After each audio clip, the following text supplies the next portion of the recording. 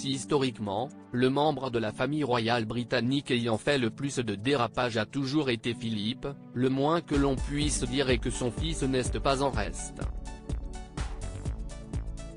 Alors qu'il s'apprête à vivre sa cérémonie de couronnement, Charles III a toujours été une personne très scrutée, que ce soit par les journalistes britanniques à la recherche d'un scoop pour vendre leur magazine, ou par les Anglais eux-mêmes, qui savaient très bien qu'il deviendrait leur nouveau roi à la mort d'Élisabeth II.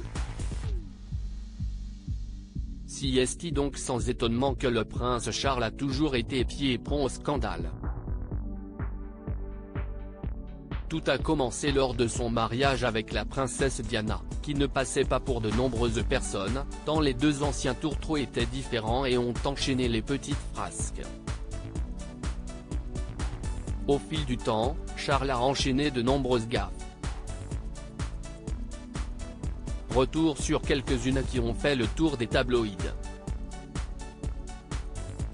Charles a demandé à Camilla s'il pouvait vivre dans son pantalon en 2005, le correspondant royal de la BBC, Nicolas Whitchell, était la cible de l'angoisse de Charles lors d'une vacance de ski dans les Alpes suisses.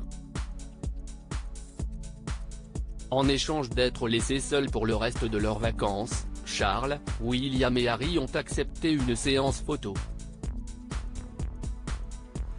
Lorsque Whitchell a posé une question, Charles a été entendu marmonner à ses fils, « Ces gens-là. Je ne supporte pas cet homme.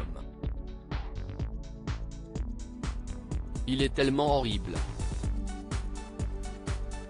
Il l'est vraiment. » Un incident que Charles regrette encore. Il y a également eu le tampon gâte. Peu de temps après sa séparation avec Diana en 1992, une transcription d'une conversation téléphonique entre Charles et Camilla Parker Bowles a émergé. Ce dernier plaisantait en affirmant qu'il voulait vivre à l'intérieur du pantalon de Camilla. « Oh, mon Dieu. Je vais juste vivre dans ton pantalon ou quelque chose comme ça.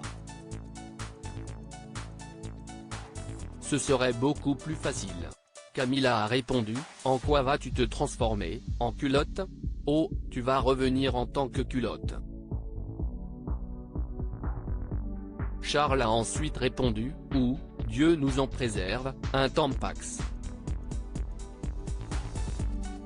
Juste ma chance. » Une profonde honte est ressortie de cette déclaration devenir publique. À propos de l'auteur, la rédacteur pour Closer depuis 2021, les petites histoires des grandes stars rythment mon quotidien. Également passionné du cinéma classique et contemporain.